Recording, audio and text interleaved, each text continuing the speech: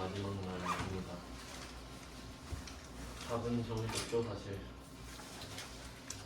사실 마음 같아서는 일주일 전에 종강을 시켜드리고 싶은데 학원 입장이 그렇습니다. 개강을 늦춰야 수강생을 많이 모을 수 있다. 그래서 시험 전날이 종강인 걸 좀 죄송하게 생각합니다. 하지만 다음 시험도 있잖아요. 다음번에 그 유튜브 영상을 두 번째 보시면 이해가 더 잘 될 겁니다. 오늘은 그 어제 드린 99회만 볼 거고요. 좀 추천해드릴 만한 거는 어제 일본 문제 풀었잖아요. 실무에서. 이게 유형이 총 5가지였는데요. 잘 안 나오는 것도 하나가 있지만 어제 그 99회 받은 걸로 연결해서 보겠습니다.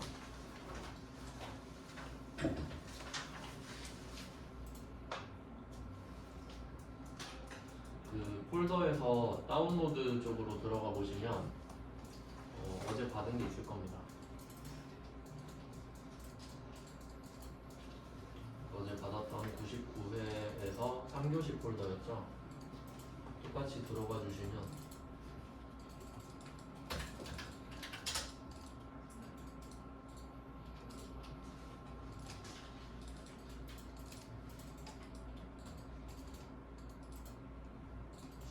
이게 원래 연결돼서 열렸었는데 이제 다시 들어가시나 봐요. 한 번 더 알려드리겠습니다. 일단 들어가 놓고 설명해 드릴게요. 일단 수험 번호는 2111111였죠. 2 사이에 1이 6개, 2, 1 6개, 2.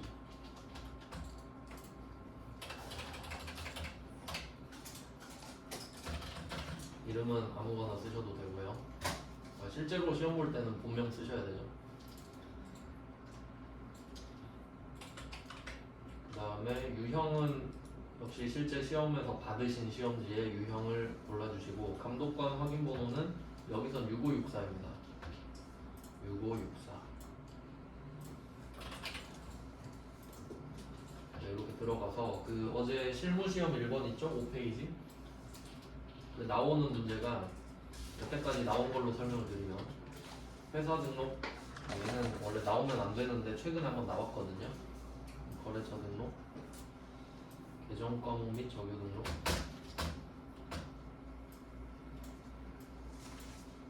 이렇게 3개랑 전기분 재무제표, 거래처별 초기월인데, 일단 지금 이번 회차에 나온 게 거래처 등록이랑 계정 과목 및 적유 등록, 전기분 재무제표 3개인데 이걸 안 해봤잖아요. 이 회사 등록이 102회에 나왔던가? 그걸로 기억해. 방금 적어놓고 왔는데 휴대폰에 있어가지고 볼 수가 없네.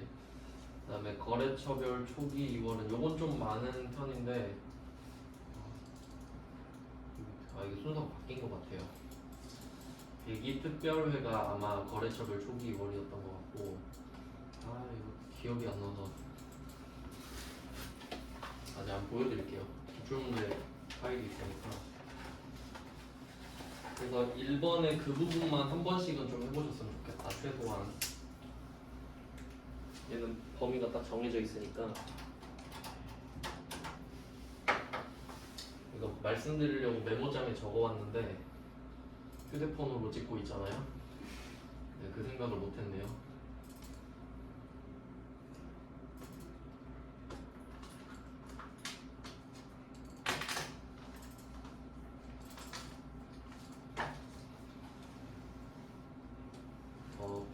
특별회가 맞다. 102특별회가 거래처별 초기 2월입니다. 이게 102특이에요. 102특.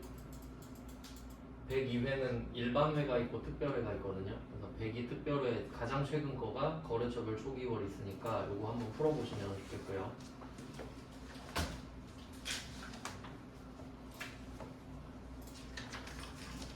특별히 몇 번?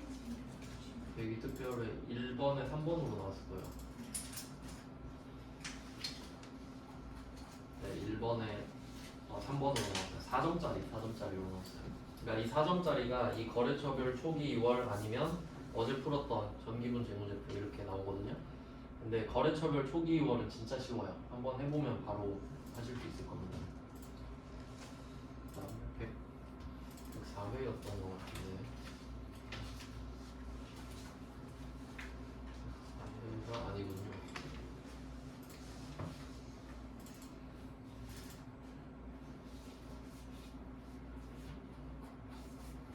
아 103회네요. 103회 103회의 1번의 1번이 이런 식으로 회사 등록 어제 한번 말씀을 드렸죠. 회사 등록을 할 일은 없거든요. 왜냐하면 회사 등록이 돼 있기 때문에 들어와진 거니까. 근데 이걸 보면서 잘못된 거 있으면 고치라고 면적이 있어서 이것도 한번 보시면 되겠고요. 103회네 103회 103회는 특별회가 없거든요.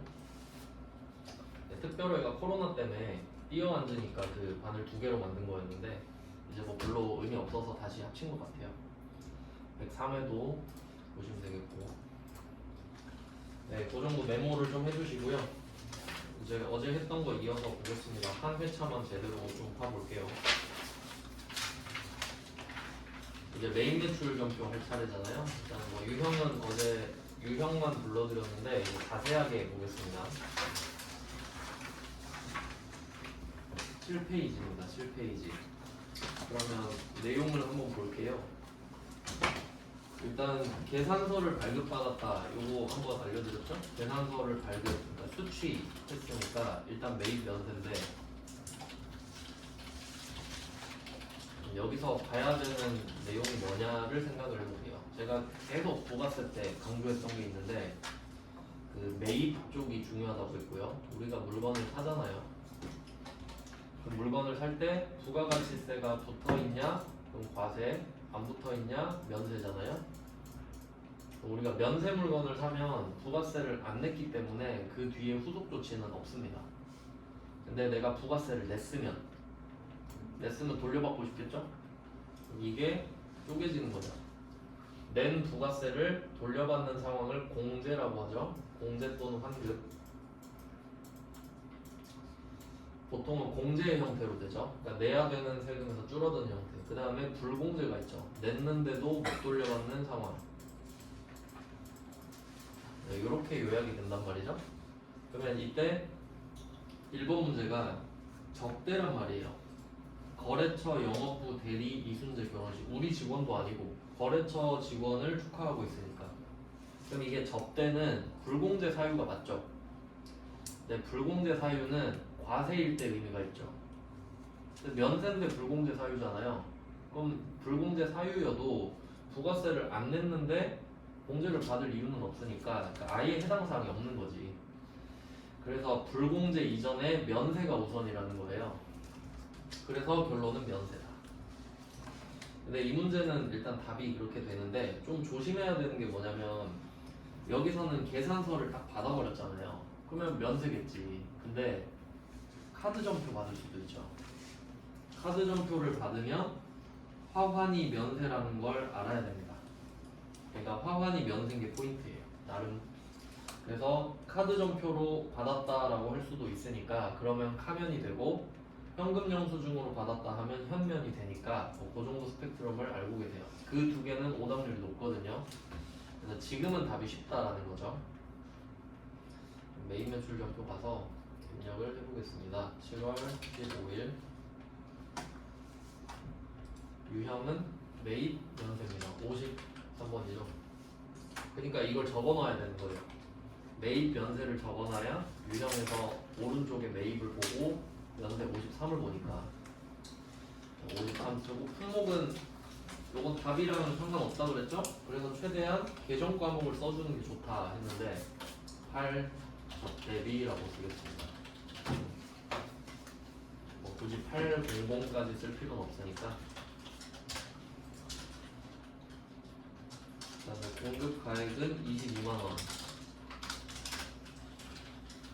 요건 약간 낚으려는 의도가 보이죠? 20만원에 2만원인 것처럼 약간 낚고 싶어가지고. 거래처는 플라워입니다. 그리고 지금은 회사가 플라워밖에 없어서 그러니까 우리가 덕양상사잖아요. 덕양상사. 그러면 세금계산서나 계산서에서 덕양상사가 아닌 거래처를 적으면 되는데 근데 만약에 그림을 안 주잖아요. 그러면 어떨 때는 이순재 적는 사람이 있단 말이에요. 그러니까 접대하는 거래처를 쓰는 게 아니라 거래처는 증빙을 주고받는 곳입니다. 그러니까 거래처 2개 나오는 문제들 있잖아요. 거래처는 증빙을 주고받는 곳이다. 이렇게 정확히 알아두시고 그다음에 전자 받았죠? 그다음에 붕괴는 다음 달. 그럼 이거 미지급금이잖아요. 저는 혼합으로 가셔서 연재료를 적대비로 바꾸고 대변에 미지급금을 써주시면 되겠습니다. 하면 현면 조심하고 답은 간단했습니다. 그 다음에 2번 유형자산 처분인데 얘는 지금 세금계산서를 발급했다는 것 자체가 그렇게 중요하진 않습니다. 얘는 유형자산 처분이라는 그 재무회계적 관점이 더 중요해요. 이건 푸는 법이 좀 복잡했는데 한번 해보겠습니다. 일단 트럭 타는데 트럭은 차량 운반구입니다. 차량 운반구 3,500만 원에 했던 거죠. 그리고 감가상각 무게액 현재까지 감가상각 무게액이 1,650만 원으로 들어가 있습니다. 요거를 차감해줘야 돼. 차감 계정이니까.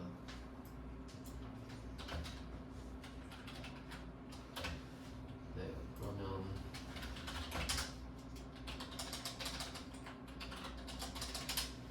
1,850만 원이 장부 금액이 되죠. 1,850만 원. 이것부터 세팅을 한다고 했었죠.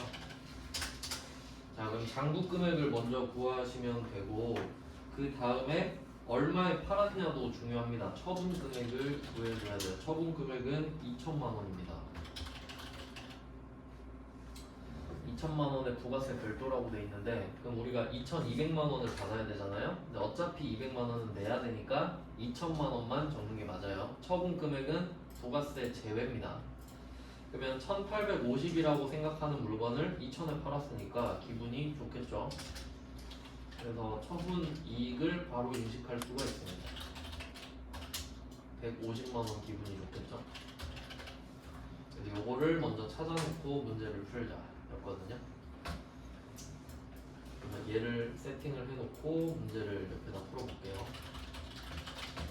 일단 감가상각 무계획이랑 차량 운반구가 세트로 사라지죠.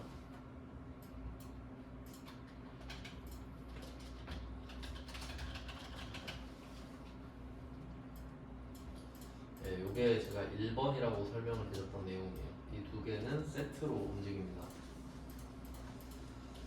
그리고 2,200만 원을 받아야 되거든요. 그럼 2,200을 받아야 되는데 대금은 한 달 후에 수령을 해야 돼요. 2,200만 원을 미수금이죠.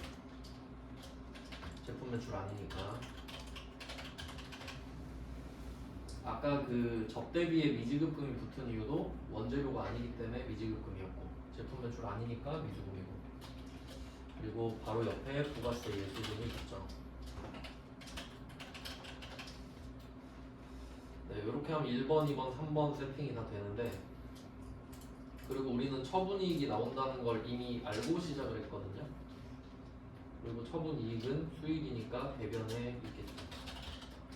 정확히는 유형자산 처분이익 150만 원입니다. 이게 순서가 유형자산 처분은 취득원가랑 감가상각 누계액을 한 방에 같이 털어주고요. X자로 없애주는 개념이죠. 그 다음에 2천만 원에 팔기 때문에 부가세가 200만 원이 붙는다. 얘가 2번. 그 다음에 미수금 2,200. 이게 3번. 이렇게 하면 아다리가 딱 맞을 겁니다.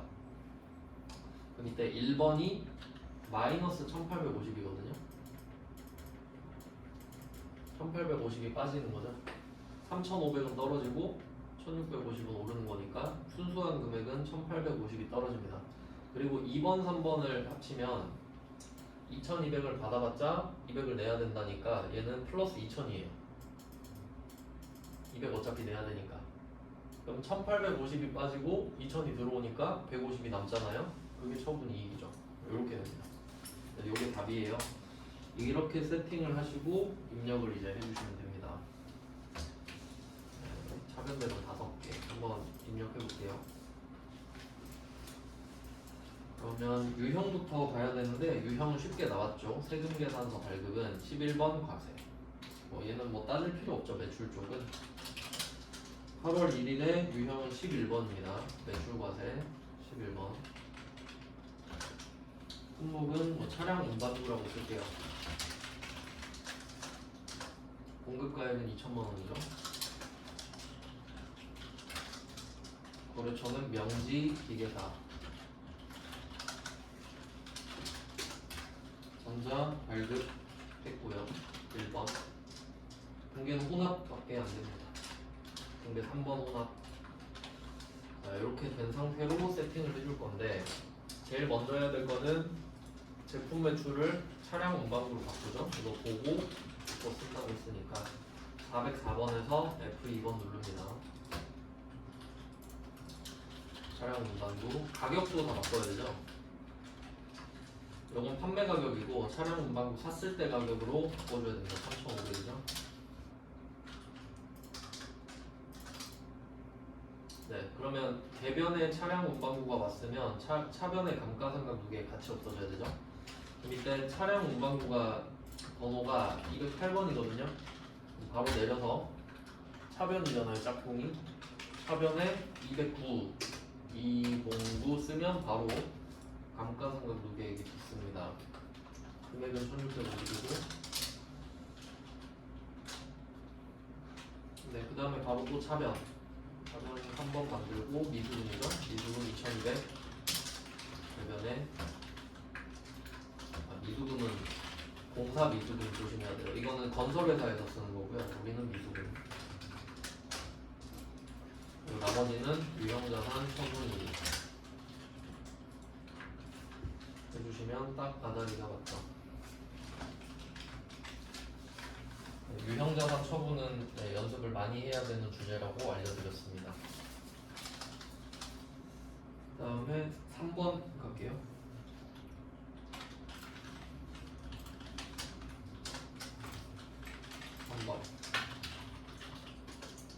3번은 세금계산서를 받았다. 3번은 현금영수증을 발급했다. 현금영수증 발행, 발급 같은 말이죠.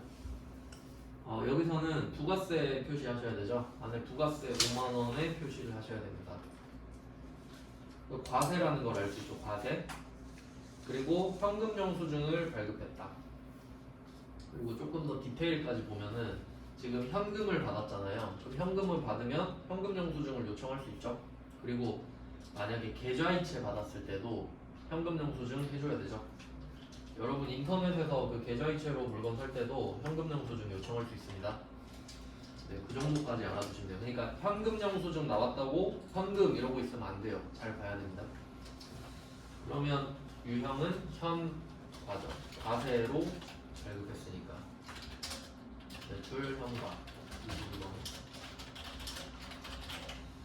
그리고 좀 더 정확히 따져보면 여기 이 거래에 대해서 세금계산서도 발급을 안 했기 때문이다 까지 가는데 보통 같이 나오진 않습니다. 유형은 간단했고요. 뭐 분개한다고 하면 제품을 팔았으니까 답은 되게 간단합니다. 제품 팔고 현금 받았죠. 그럼 얘는 유형만 골라주면 끝나는 문제거든요. 바로 입력해 보겠습니다. 날짜 10월 22일 유형 22번 매출 현과입니다. 이거 유형 고를 때는 오른쪽 위도 같이 봐주세요. 혹시 내가 잘못했나 매입으로 하진 않았는지 매출 현과 확인하시고 품목은 그냥 제품 매출 쓰면 되겠죠. 그리고 그 제가 유형 중에 3개 말씀드린 적 있어요. 그 공급대가 공급대가는 부가가치세 포함 10%인데 이걸 써야 되는 유형이 3개 있었어요. 선별, 현과, 선별 하과, 현과 이 3개. 이 3개는 주로 소비자에게 물건을 팔 때 쓰는 유형인데 소비자는 110%로 물건값을 인지하죠. 그래서 요 정도로 외워두시면 좋다고 했어요. 그럼 지금 유형이 현과잖아요. 현과. 그럼 여기다가 55만 원을 써야 된다는 거죠. 그래서 혹시 잘못 쓰면 F5번으로 삭제해가지고 다시 쓰시면 된다. 올해 저는 김민구입니다. 개인이라서 주민등록번호가 있네요. 그 다음에 분계는 현금으로 끝내면 되죠. 1번 하시면 답이 바로 끝입니다.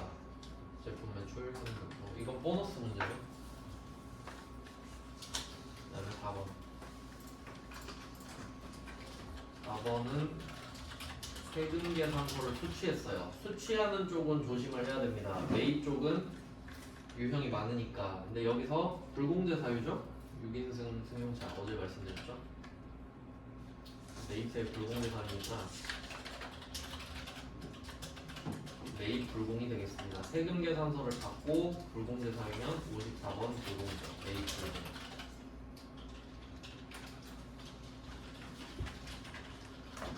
그리고 개정 과목은 임차료 정도로 하면 되겠네요. 렌트니까 임차료 빌려 쓰는 거죠.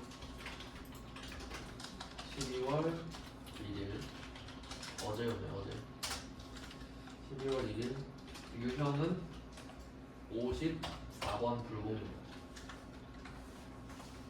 그러니까 만약에 승용차 2인승인데 지금 9인승이다 하면 매입 과세가 돼요. 그럼 자동차 스펙 아시죠? 한번 간단하게 볼게요. 우리 배웠던 게 비영업용 소형 승용 자동차잖아요. 배기량 9인승 8인승 이하, 배기량 1000cc 초과. 요게 불공제라는 거예요. 요게. 그러니까 여기에 해당되면 부가세를 내도 못 돌려받는다거든요. 근데 지금 6인승이니까 승용차 통과, 8인승 이하 통과, 100이랑 말 안 했지만 1000은 넘겠지. 네, 요렇게 되니까 아 불공이구나 잖아요. 근데 이게 9인승으로 쏙 바뀌어봐요. 그럼 부가세 돌려받을 수 있죠. 그럼 매입 과세가 된다는 말이에요. 그러니까 요거까지 보셔야 됩니다. 비교 9인승이다. 그럼 9인승이면 매입 과세 되잖아요. 이런 경우의 수까지 다 볼 줄 알아야 된다는 거예요. 그리고 이런 걸 수도 있죠. 화물차 빌렸다라고 할 수도 있잖아요. 화물차 더블캐로 빌렸다 이런 식으로 해도 부가세 돌려받을 수 있죠. 똑같고. 그다음에 경차다. 얘기량 998이다. 1000cc 그럴 수도 있죠. 998cc다. 해도 매입 과세잖아요.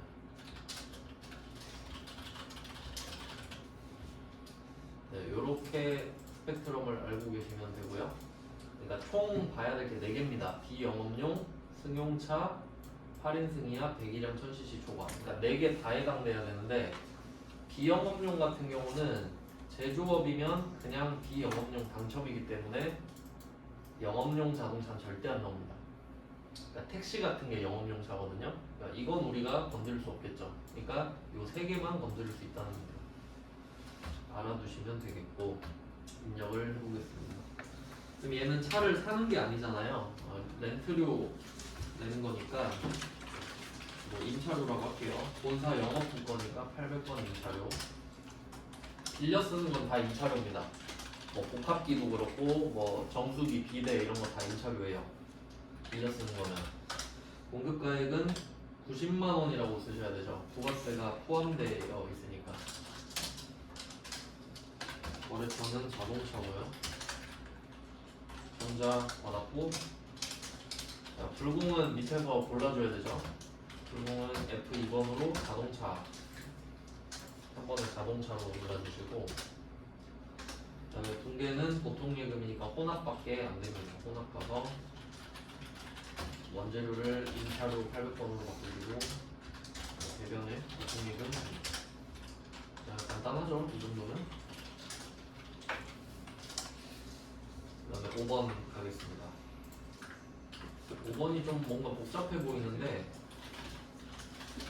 일단 뭐 결과부터 말씀드리면 세금 계산서를 받았고 4번 문제랑 대비되는데요. 얘는 불공제 사유가 아닙니다. 그래서 51번 가세요.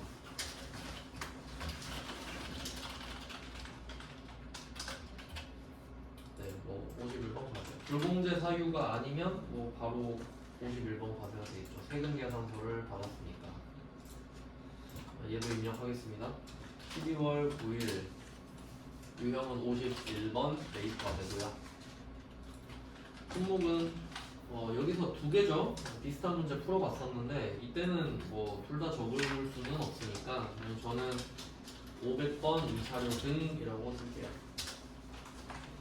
500번 임차료랑 전력비가 들어가야겠죠. 둘 다 공장거니까. 그럼 이때 뭐 복수거래를 쓰셔도 상관은 없지만 뭐 굳이 쓸 필요는 없기 때문에 이 금액을 합쳐서 써볼게요. 자, 440이면 400, 77만 원이면 70이잖아요. 그럼 공급가액에 470만 원을 쓰면 돼요. 거래처는 동국개발. 전자 받았고요. 전자 1번. 공개는 당좌수표 발행지급이면 당좌예금이죠. 얘는 3번 혼합으로 당좌예금을 만들겠습니다. 이거는 지금 차변에 원재료 하나만 있는데 일단 이 원재료를 500번 임차료로 하나 바꿉니다. 금액을 400으로 바꾸고요. 그러면 차변을 한 개 더 입력할 수 있어요.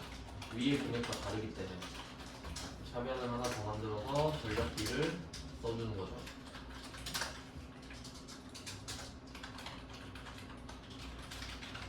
네, 그럼 470에 47만 원이 다시 만들어지고 대변에는 당좌예금을 쓰시면 되는 겁니다.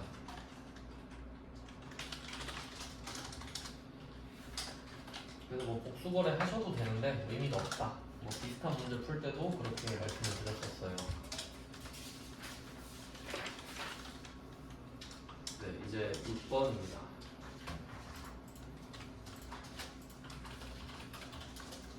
6번은 영세율 세금 계산서를 받았습니다. 영세율 세금 계산서 수취하면 얘는 매입 영세. 물론 이론상 영세도 과세기 때문에 불공제 사유면 불공이 되긴 하는데 의미는 없죠. 어차피 빵원이니까. 자, 매입 영세 보시고요. 바로 입력해도 될 것 같은데.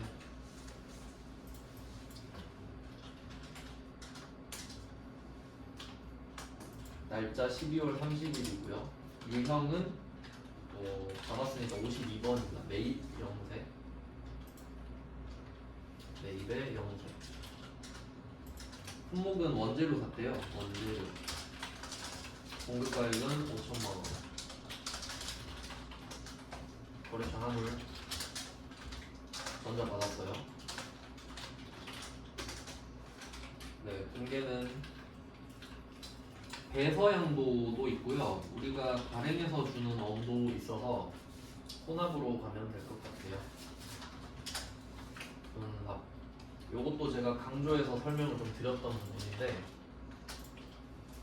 비슷한 문제를 역시 했었던 것 같아요. 이때 그 50% 그러니까 2,500만 원이겠죠? 이게 동사는 같은 회사니까 한울인데 얘한테 받아 보관 중이던 약소금을 줬다. 이거 좀 특이한 상황이네. 그러면 예를 들어보면 바드러움이겠죠? 별말 없으면 바드러움이에요.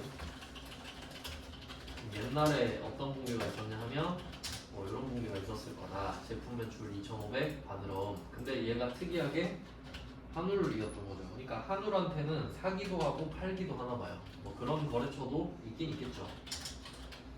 이런 상태로 되어 있는데 원재료를 또 사는 거죠. 뭐 다 영세라고 할게요. 자, 그럼 이때 우리가 원재료 5,000을 사면서 돈을 줘야 돼요. 그럼 이거 퉁치자는 거죠, 한울한테. 너 나한테 2,500 줘야 되는데 그거 너한테 다시 줄게.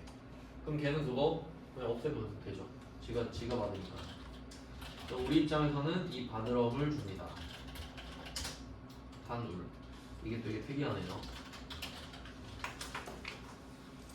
자, 뭐 예를 들면은 배서양도라고 하면 보통 다른 거래처한테 받았던 걸 주잖아요. 근데 니한테 받았던 거 니한테 다시 줄게. 그럼 얘는 그 돈이 그냥 안 빠져나가면 돼요. 좀 그게 특이하네요. 왜냐면 지금 거래처 자체가 한울이잖아요. 그러니까 원래 배서양도는 여기 바드럼에 붙어있는 거래처를 바꾸는 게 포인트거든요. 그러니까 뭐 땅한테 받은 걸 한울한테 줬다 뭐 이런 느낌인데 한울한테 받은 걸 한울한테 주니까 거래처 변경 이슈가 없습니다. 그게 또 특이하네요. 이 문제도 목록에 넣어놔야겠네요. 자, 그리고 나머지 2,500만 원은 우리가 어음을 지급한 거예요. 발행해가지고. 그러면 이때 원재료에 대해서 어음을 준 거니까 지급 어음이 되겠죠. 이것도 한울이잖아요. 그러니까 얘는 거래처를 안 바꿔도 되는 특이한 상황이고, 그리고 제가 말씀드렸던 게 이 한울한테 받은 바드러움은 받았을 때 바드러움이었기 때문에 바드러움으로 사라져야 됩니다. 그리고 지금 이 지급어음은 원재료에 대해서 생기는 거기 때문에 원재료가 아닌 걸 살 수도 있잖아요. 우리가 뭐 예를 들어 기계장치 샀다, 차 샀다 이러면 이때 지급어음이 아니라 이지급금이 된다. 네, 까지 알고 계시면 완벽해요. 그게 출제자의 의도예요. 그러니까 첫 번째 포인트는 바드러움인데도 한울이라고 써야 된다는 거 알고 있냐. 두 번째는 원재료 때문에 지급어음이 나오는 거 알고 있냐 정도입니다. 네, 뭐 근데 결과적으로는 답이 뭐 어렵지는 않았어요. 그러니까 이 세금 계산서 밑에 보면은 어음이 총 5천만 원으로 돼 있잖아요. 왜냐면 우리가 준 게 어음 5천만 원 어치는 맞긴 맞으니까. 네, 그럼 이걸 보고 입력을 해보면은 나 원재료 5천만 원, 대변에 아들 어음 2,500인데 보통은 이 거래처를 바꿔준단 말이죠. 근데 안 바꿔도 되고 그러면 지급어음이 나온다까지. 그러니까 한울이 그대로 내려오잖아요. 네, 뭐 이 정도 수준이었고 메인 매출 전표 6개 다 봤습니다. 그 다음에 문제 4번은 제가 따로 같이 풀진 않았는데 이게 정정이에요. 일반 전표 입력 및 메인 매출 전표 정정. 그러니까 얘도 왔다 갔다 할 수 있기 때문에 정확하게 알고 있는지가 중요해요. 앞에서 문제들은 일반 전표에 푸세요, 메인 매출 전표에 푸세요, 그런 건 안 틀리잖아요. 한번 보겠습니다. 그러니까 얘는 이미 입력이 돼 있는데 틀렸기 때문에 고치라는 거예요. 4번에 1번 보겠습니다. 매출 거래처 직원에 대한 조의금, 이거 해석해 볼게요. 매출 거래처 직원한테 조의금을 줬다. 접대입니다. 800번 접대입니다. 800번 접대비라고 했다. 근데 잘못했으니까 고쳐봐라. 알고 보니까 우리 직원의, 우리 공장 직원의 결혼 축하금이더라. 그럼 아예 성격이 바뀌어버렸죠. 500번 옥류승비로. 네, 이렇게 고치면 돼요. 그럼 이때 접대비를 썼을 때 우리가 조의금을 주면은 상대방한테 조의금 주면서 저 세금 계산서 좀 주세요 할 수 없잖아요. 그러니까 얘는 일반 전표란 말이에요. 매입 매출이 아니니까 일반 전표로 들어가 보시면 돼요. 근데 사실 이게 모른다고 하더라도 우리가 쓰는 전표가 일반 전표, 메인 매출 전표밖에 없잖아요. 그냥 둘 다 들어가 보면 되죠. 어딘가에는 써 있을 거예요. 일반 전표 7월 25일로 가면은 적대비로 써 있잖아요. 그래서 여기 계정 과목에다가 F2번에서 복리후생비 500번으로 바꾸시면 됩니다. 이게 끝이에요.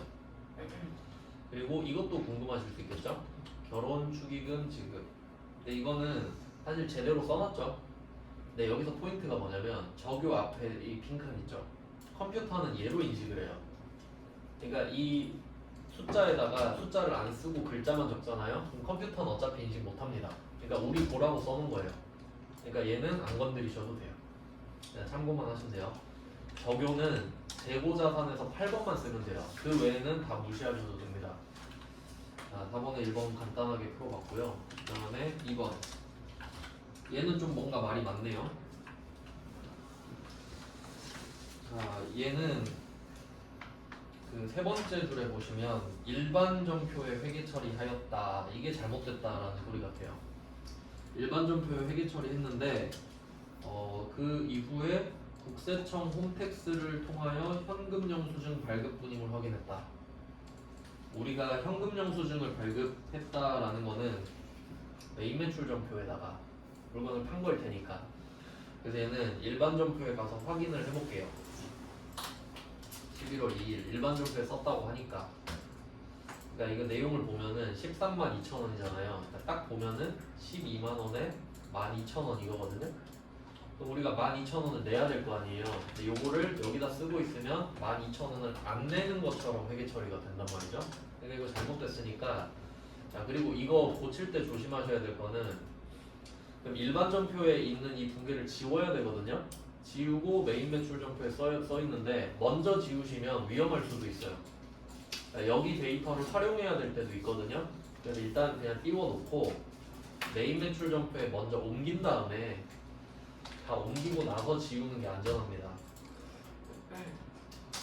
자, 메인 매출 전표에 11월 2일로 가셔서 유형은 이거 현금 영수증 발급했잖아요. 그리고 부가세 포함 이렇게 돼 있죠.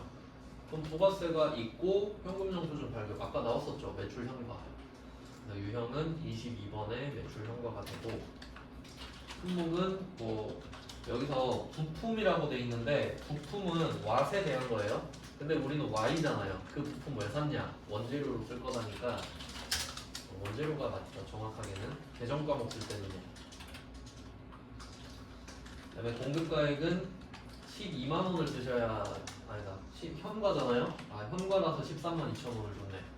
건별 카과 현과는 110% 쓴다 그랬죠. 그래서 보통 건별 카과 현과는 110% 금액을 알려줘요. 보통. 네, 13만 2천 원 쓰고 거래처 중앙전자입니다. 아, 이거 잘못 봤네. 아, 죄송해요. 이거 매출이 아니라 매입이죠. 죄송해요. 받은 건데 제가 준 걸로 착각했네요. 그러면 22번이 아니라 61번일 건데 바꿔볼게요. 그럼 유형을 다시 찍으시고 밑에 현과 61번이죠. 매입 현과 61번으로 바꾸고, 어차피 똑같이 가거든요. 얘만 싹 바뀌는 거예요. 그다음에 전자가 해당되려면 이름에 계산서가 들어가야 된다 했어요. 그럼 얘는 없으니까 넘어가고, 붕괴는 현금으로 지급했다고 하니까 1번으로 끝내면 될 것 같습니다. 자, 이런 식으로 써주시면 원래 이렇게 들어가야 맞죠. 우리 12,000원 내야 되기 때문에. 자, 그럼 이게 제대로 옮겨졌으면 이제 일반 전표 가셔서 앞에 체크하면은 같은 회계 처리는 체크가 같이 되거든요. 이 상태에서 F5번 눌러서 삭제를 해주시면 됩니다. 먼저 삭제했다가 그 뭘로 결제했는지 막 몰라버리면 다 틀리니까 옮겨놓고 삭제하시는 걸 추천할게요. 그렇게 어렵진 않았네요. 그 다음에 이제 결산이에요. 문제 5번 결산. 자, 결산에서 할 일은 일단 자동 결산과 수동 결산을 구분하는 일이거든요. 그리고 구분하는 방법은 제가 확실히 알려드렸어요. 물론 외우고 계시면 제일 좋은데, 네, 요거를 오른쪽 위에 결산 자료 입력 있잖아요. 결산 자료 입력으로 한번 가보세요.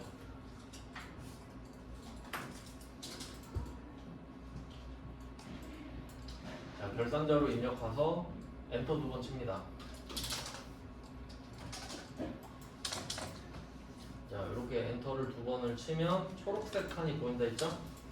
여기에 쓸 수 있으면 자동 결산이거든요. 그러니까 항목을 굳이 외울 필요는 없죠. 알고 있으면 좋긴 한데, 근데 보면은 이번 회차에는 여기다 쓸 수 있는 게 없어요. 하나도 없어. 그러니까 자동 결산이 하나도 안 나와서 합격률이 25%. 그럼 여기는 그냥 확인만 해보시고 결론은 없다. 네, 나갈게요. 그러니까 원래는 자동 결산 항목이 없더라도 전표 추가를 눌러줘야 맞거든요. 그거는 그 결산 흐름을 봤을 때. 근데 우리 시험은 한 문제 한 문제가 맞냐 아니냐만 따지는 시험이에요. 그러니까 뭐 결산까지 하세요 이런 건 아니기 때문에 그냥 나가셔도 돼요. 자동 결산이 없다면요. 그럼 일반 전표에 세 문제 풀어야 되는데 그게 비극인 거죠 이제. 자, 그러면 이게 이번 회차는 진짜 잔인한 게 1번이랑 3번 같이 내버렸는데 이거 우리 같이 풀어본 적이 있습니다. 자, 그러면 해석해 볼게요. 1번. 자, 이거 해석하는 방법부터 보겠습니다. 첫 번째, 단기 차입금에 대한 이자죠. 비용입니다. 단기 차입금 이자잖아요. 비용이죠, 비용. 내가 돈 빌렸으면 이자 내야 되지 않습니까?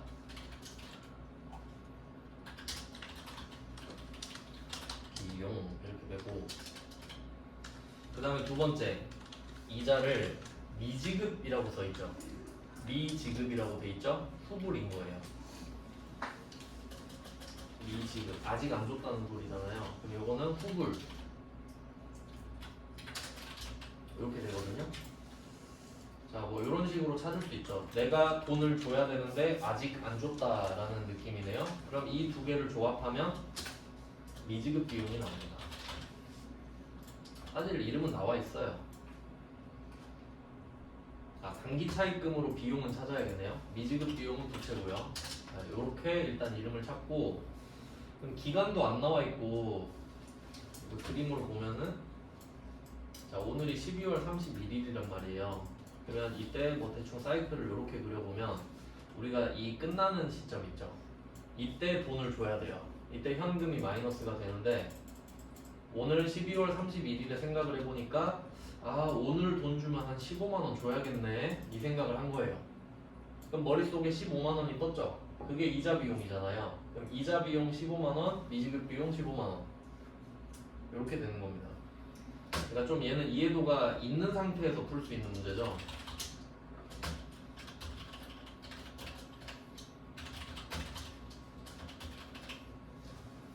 네, 저는 이런 문제를 굉장히 좋아하긴 하는데 이 부분이 생각이 안 나시면, 근데 오늘 보기엔 좀 늦었고 이제 다음에 시간 있을 때는 그 동영상에 이 부분을 다시 보시면 돼요.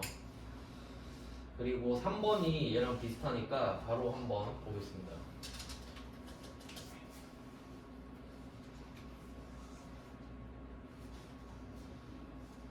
3번 단기 대여금이죠. 단기 대여금 짝꿍이잖아요. 단기 대여금에 대한 이자, 얘는 수익이죠. 내가 돈 빌려줬으니까 이자를 내놔라.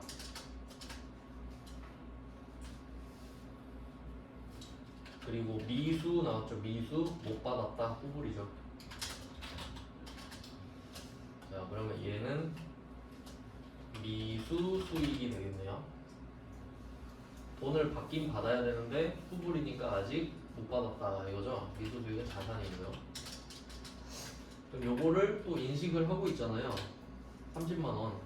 그러면 미수 수익 30만 원. 아, 나 받을 거 있는데 못 받았네. 이자 수익을. 그러니까 얘 둘은 정확하게 대응합니다. 이렇게 대응해요.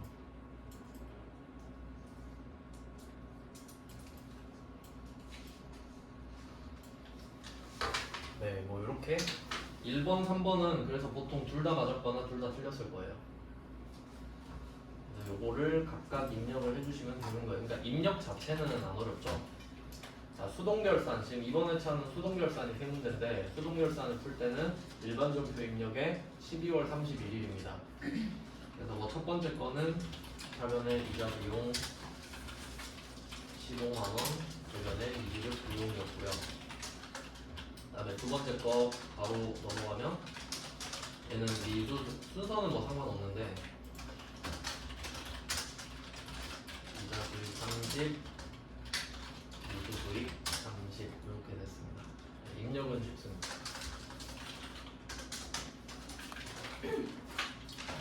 다음은 2번. 이게 얼마 안 되니까 오늘은 이거 다 하고 끝낼 거거든요. 그냥 오늘은 연결해서 빨리 끝내고 보내드릴게요. 그 다음에 2번 1번과 3번을 먼저 갖고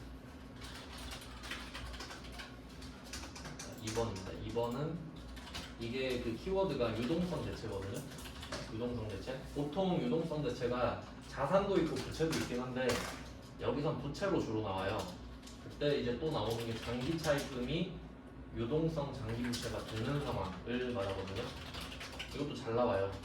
지금도 나왔고.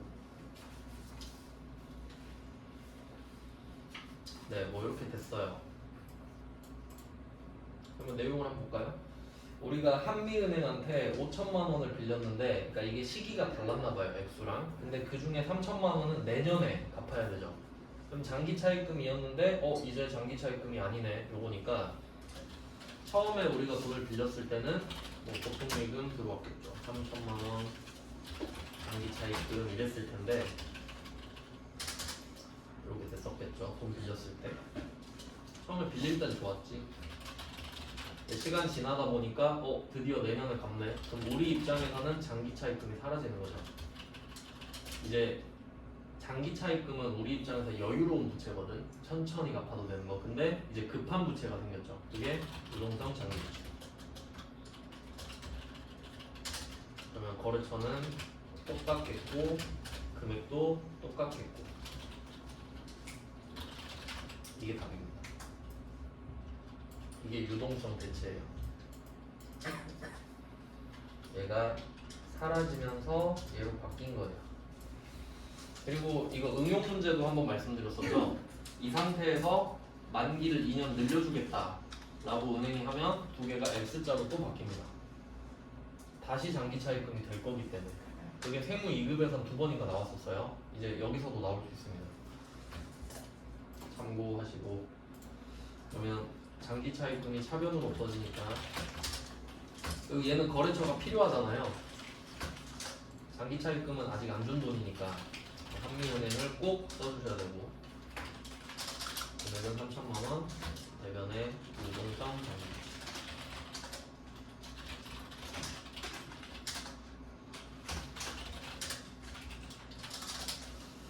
네, 이렇게 해주시면 아주 좀 재수가 없게도 수동물 세 문제 걸려버렸네요. 자, 이렇게 결산 세 문제 받고, 그 다음에 6번 보겠습니다. 그러니까 실제로 이렇게까지 어렵게는 안 나와요. 네, 합격률이 되게 낮은 편입니다, 이거는. 자, 이제 장부조회 한번 해볼까요? 얼마 전에 배운 건데 기억이 날지 한번 보겠습니다. 장부가 한 10개 정도 있었는데, 키워드 중심으로 정리해야 됐었죠? 자, 1번 문제는 키워드가 유동자산, 유동부채죠. 얘는 이 두 개로 찾아야 돼요. 재무상태표라는 걸. 유동자산, 유동부채, 재무상태표. 그리고 재무상태표한테는 전기 말과 비교하는 옵션도 있었는데 여긴 안 나왔죠. 그럼 조금 더 어려워지는 거예요. 이 두 개로만 찾아야 되기 때문에. 그리고 한 가지 힌트가 더 있다면 1월 말. 재무상태표는 무조건 월 말만 나와요. 그 정도도 보조 힌트였죠. 그러면 오른쪽 위에 재무상태표로 가시고, 재무상태표로 가서, 자, 1월 말이니까 그냥 1월만 쓰면 되고요. 그리고 이게 오른쪽이 전기 말이에요. 왼쪽이 단기고. 그러면 이게 좌우로 비교하는 건 전기말이랑 비교하는 문제죠. 근데 얘는 전기말과 비교하는 말이 없으니까 좌우는 아닌 거죠. 그럼 얘는 좌에서 위아래로 봐야 됩니다. 유동자산이 위에 있고 유동부채가 밑에 있으니까. 그래서 얘는 유동자산 7억. 금액 되게 예쁘게 줬네요. 유동자산 7억. 유동부채 요거는 계산기를 당연히 써야 됩니다. 겸손하게.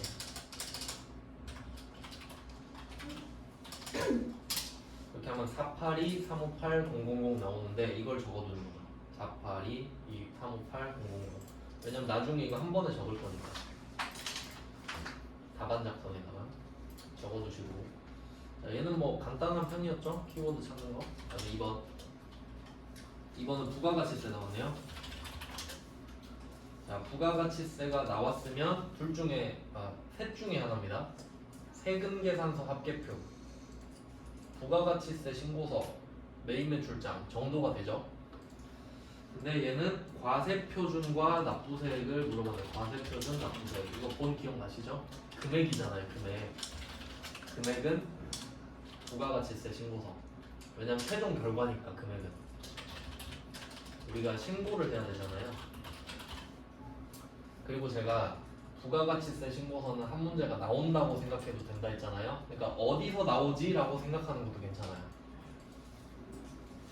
여기에 나옵니다. 자, 그러면 신고서라고 키워드를 잡았고 부가가치로 넘어가셔서 신고서로 갑니다. 기간은 4월, 6월이죠.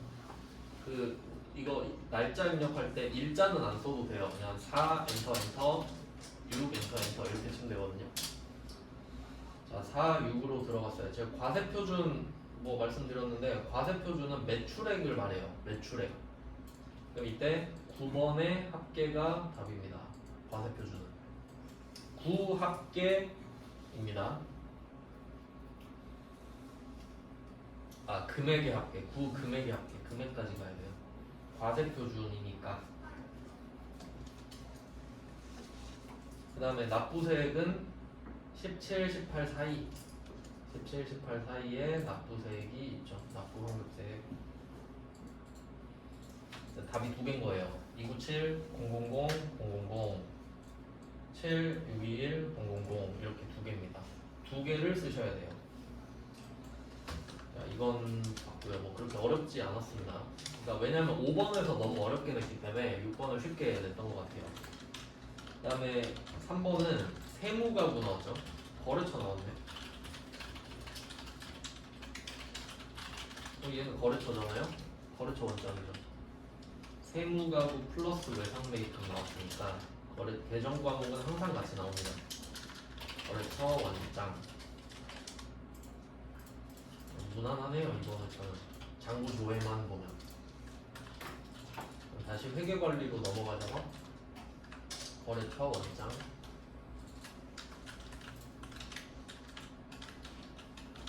네, 5월 말 기준 잔액입니다. 이것도 제가 말씀드렸는데 잔액 물어보려면 시점이라고 그랬죠. 그러니까 5월 31일, 5월 31일에 외상매입금 얼마 있냐고. 외상매입금. 거래처는 세무가구. 세무가구만 두 번 치면 된다. 이것도 답 쉽네요. 잔액 2,700. 네, 뭐 요정도 수준이거든요. 실무는 이렇고요. 근데 보통 이것보단 쉬워요. 그러니까 실무를 다 마친다고 생각을 하셔야 되고, 그 다음에 이론은 이제 찍으라고 말씀은 드렸지만, 그래도 여러분이 풀 수 있을 만한 것만 몇 개 찍어드리고 끝내겠습니다. 좀 짧은 애들 위주로 볼게요. 아니면 우리가 정확히 알고 있던, 그러니까 이론은 거의 찍게 되긴 해요. 시간이 부족해서 그래요. 무시하는 게 아니라 시간이 부족해서. 1번 있죠. 이론 지형. 1번 손익계산서 작성 시 따라야 할 원칙이 아닌 것은 한 번도 안 들어본 거를 일단 찾아볼게요. 발생주의 들어봤죠? 발생과 이연할 때 우리 현금주의가 아니라 발생주의 써요. 그럼 맞는 거예요. 얘는. 그 다음에 3번 수익과 비용의 대응. 이건 비용 알려드릴 때 했어요. 비용은 수익이 생겨야 비용도 나올 수 있다.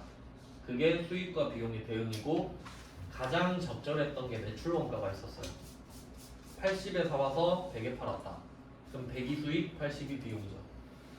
그 다음에 4번 구분 계산의 원칙. 이거는 저도 처음 듣는데 일단 답은 2번인 것 같거든요. 순액주의. 이게 뭐냐면 이걸 보시면 됩니다. 우리 재무상태표 보면은 왼쪽이 자산이고 오른쪽이 부채 자본이잖아요. 이걸 잘 생각해 보면 자산에서 부채를 빼면 자본이에요. 맞죠? 그렇게 나올 수밖에 없죠? 근데 우리가 자본만 나타내진 않잖아요. 자산도 보여주고 부채도 보여주죠. 이게 총액이라는 거예요. 자산 총 얼마 있고 부채 총 얼마 있어요. 그럼 우리가 이걸 빼면 자본이라는 순액이 나오죠. 근데 여기서 우리가 자본만 표시하지 않잖아요. 자본만 표시하는 게 순액주의인데, 그럼 우리는 자산과 부채도 나타내니까 총액주의를 쓰는 거죠. 순액주의는 말이 안 되잖아요. 그래서 예시를 그거 써주시면 돼요. 자산 빼기 부채. 요거랑 하나 더 있죠. 그리고 여기선 사실 손익계산서를 말했기 때문에 이걸 말하는 거거든요. 수익과 비용. 수익에서 비용 빼면 이익이죠. 근데 이익만 보여주지 않잖아요. 수익도 보여주고 비용도 보여주죠. 알아서 빼라 이거예요. 그러니까 이게 총액주의.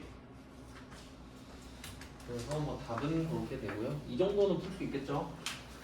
그러니까 이 정도는 한번 풀어보고 찍으라는 거예요. 그 다음에 2번. 이 정도도 푸실 수 있으면 좋은데 일단 이거를 아셔야 됩니다. 이거는 좀 중요한 건데요. 요새 회계 1급에 좀 많이 나오는 거거든요. 그 평가손익 있죠. 평가손익. 평가손익은 자본 플러스 자본 마이너스입니다.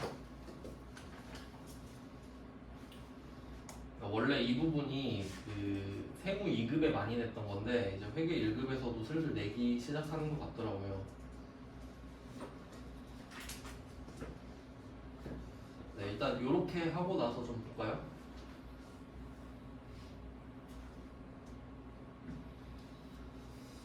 네, 이렇게 보면은 그러면 2번을 좀 먼저 볼게요. 2번. 2번은 매도 가능 증권이 나왔고요. 여기서 미실현 보유손익 이거 되게 많이 나오는데 미실현 보유손익이 평가손익입니다.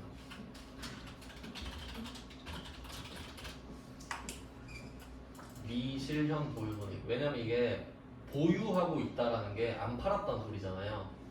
그리고 실현이 안 됐다는 것도 안 팔았다는 소리예요. 팔아야 실현이 되죠. 수익을 실현한다 이런 말 하잖아요.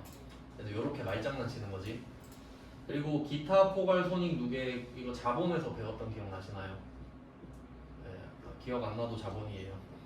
기타 포괄 손익 누계액은 자본이라고 써두시면 됩니다. 그러면 요거는 맞는 말이죠. 평가 손익이 자본이라고 했으니까. 그러니까 요거에 좀 잘 나오고요. 그럼 2번은 원칙입니다. 매도 가능 증권 평가해서 자본으로 해라. 원칙. 근데 1번은 단기 매매 증권 미실현 보유 손익은 역시 평가 손익이죠. 근데 얘는 단기 손익으로 한다 하잖아요.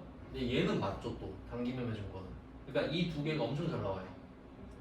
단기 매매 증권은 단기 손익으로 해라. 수익 비용이죠.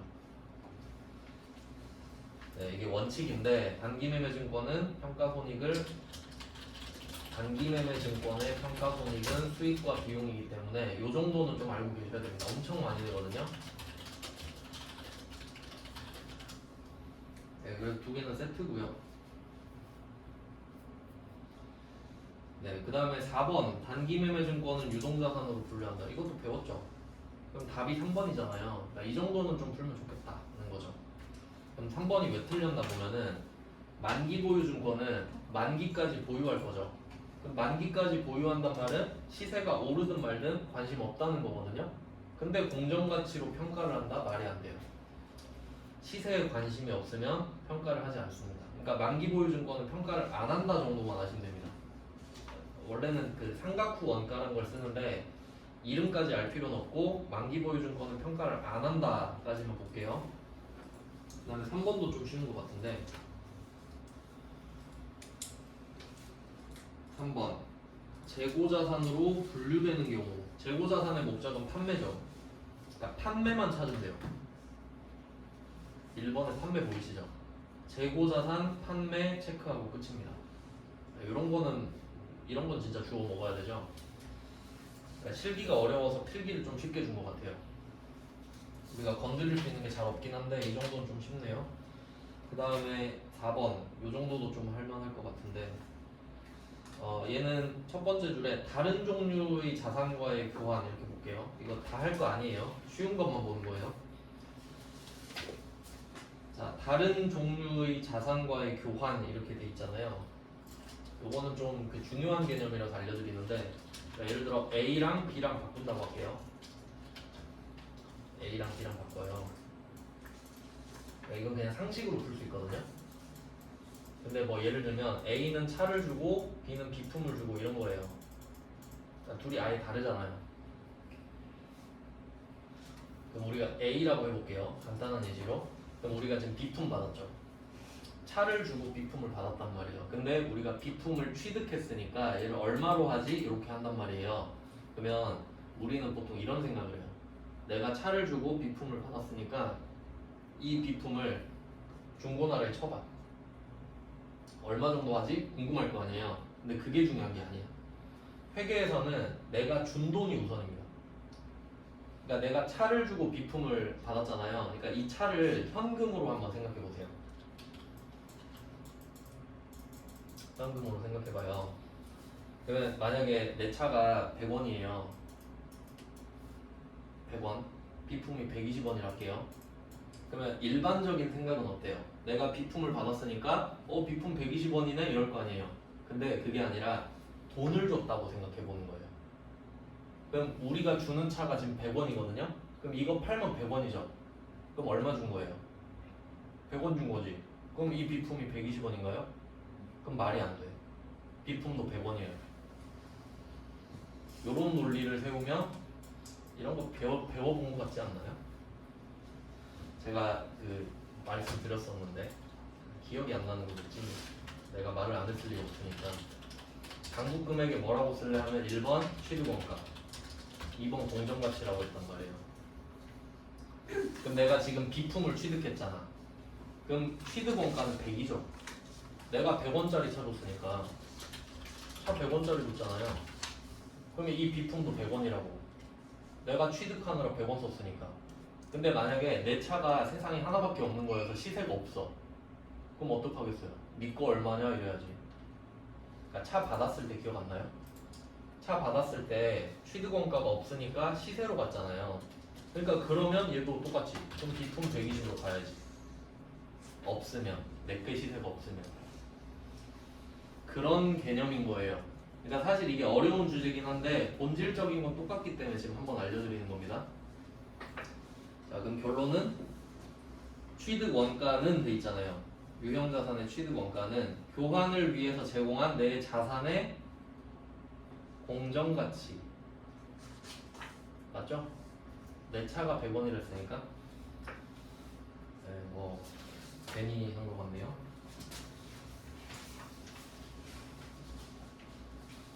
그 다음에 7번 보겠습니다. 이제 볼 수 있는 거 몇 개 없어요. 네. 7번 볼게요. 7번은 이거 우리 둔게 배웠잖아요. 지금 외상매출금 잔액이 5천만 원인데요. 근데 여기에 1%를 못 받는다고 생각을 하겠대. 그러면 대본 충당금은 얼마지? 50만 원 돼야 되죠. 내가 5천만 원 받을 돈이 있는데 이 중에 1%는 못 받는 걸로 하겠다. 그러면 대손 충당금 50만 원으로 만들겠다. 이게 목표 금액이죠. 네, 이런 상황이에요. 그러니까 우리는 50만 원이 목표인 거예요. 이해됐죠? 자, 그리고 얘는 목표 금액이고, 근데 팩트를 보면은 기초 대손 충당금이 30만 원 있다 그러죠. 그럼 이 말은 작년에 30만 원을 만들어 놓고 나한테 보내서 기초에 30만 원이 있는 거예요. 자, 그럼 30으로 시작을 했는데 이 중에 15만 원을 대손 처리했다 그러죠. 그럼 여기서 15만 원을 빼야 돼요. 뭐 여기까지는 괜찮죠. 30으로 시작을 했는데 15만 원을 썼다 이 정도 느낌이에요. 자, 그럼 이제 얼마 있겠어요? 15만 원 있겠죠. 근데 우리 목표 얼마? 50이죠. 15만 원이 있는데 50으로 만들려면 얼마를 넣어야 되나요? 이 문제예요. 35만 원이겠지. 답 2번. 이건 앞에서 배웠던 내용인 거 이어서 한 겁니다. 그 다음에 8번은 그냥 답만 알려드릴게요. 8번은 4번이고요. 자본잉여금이라 돼 있죠? 참고로 자본잉여금은 1번, 2번, 3번 딱 3개밖에 없어요. 그러니까 혹시 외우실 수 있으면 바로 4번 체크하시면 되고요. 그 다음에 원가 쪽은 우리가 따로 배우진 않았기 때문에 원가는 안 할 거고요. 13번 볼게요. 13번. 아, 12번도 풀 수 있겠다. 요거는 좀 상식과 관련 있는데, 자, 12번은 내용 박스 안에 보세요. 과거의 의사결정과 관련하여 이미 발생한 원가로 현재나 미래의 의사결정과는 관련이 없다. 이거 예시 하나만 써놓을게요. 예시 영화표. 그 박스 안에 있는 게 영화표라고 한번 생각해 볼게요. 그러면 과거의 의사결정으로 표를 예매하신 거예요, 여러분이. 자, 그리고 이미 발생했죠? 근데 만약에 영화 예매하고 딱 보러 들어갔어요. 근데 영화가 겁나 재미가 없어요. 그럼 이제 나가거나 끝까지 보거나 둘 중 하나죠? 근데 내가 끝까지 보든 재미가 없어서 나가든 영화표값 돌려주나요? 안 돌려주죠. 그러니까 미래의 의사결정과 관련이 없잖아. 영화표값. 이걸 매몰 비용이라 그래요. 이미 가라앉아 버렸다 이거지. 그러니까 얘는 어차피 돌아오지 않기 때문에, 그러니까 보통 이게 경제학에서는 영화 표값이 아깝다고 영화를 보는 건 바보 같은 행동으로 봐요. 어차피 영화 표값은 안 돌아오니까 시간이라도 건져라 이거거든요. 뭐 이 정도 풀 수 있죠. 매몰 비용. 그 다음에 13번 면세. 면세는 키워드 아시죠? 최저잖아요. 최소. 그러니까 사치가 들어가는 순간 바로 과세 때려버리죠. 사치를 찾아볼게요. 1번이죠. 항공기. 뭐 비행기가 사치가 아니면 뭐겠어요? 택시도 사치인데. 근데 나머지는 대충 그냥 뭐 면세해주는 애들이란 말이죠. 복권이 면세인 것도 좀 알아두시면 좋을 것 같아요. 뭐 이 정도는 할 수 있는 내용이라서 갖고, 뭐 나머지는 이제 좀 봐도 힘들겠다. 대충 필기는 시간이 없기 때문에 이 정도, 그러니까 1번부터 막 차분히 보는 게 아니라 1번부터 15번까지 쫙 훑어봐요. 짧은 거 위주로만 보고 나머지는 찍는 거죠. 네, 그게 전략적으로 맞아요. 우리가 다 할 수 없기 때문에. 네, 그래서 뭐 한 회차밖에 못 풀긴 했는데 이거 가지고 벼락치기를 한번 시도해 보시고요. 네, 이렇게 종강하겠습니다. 고생하셨습니다.